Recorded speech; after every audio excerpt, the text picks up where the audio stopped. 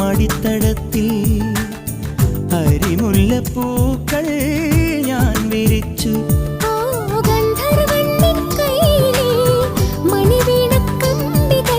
മന്ത്രിക്കും നിൻ പാട്ടിലെ മധുരാഗത്തുള്ളികൾ ഓ എനിക്കുള്ളതല്ലേ കാനനക്കുയിലിന് കാതിലിടാനൊരു കാൽപ്പവൻ പൊന്നു.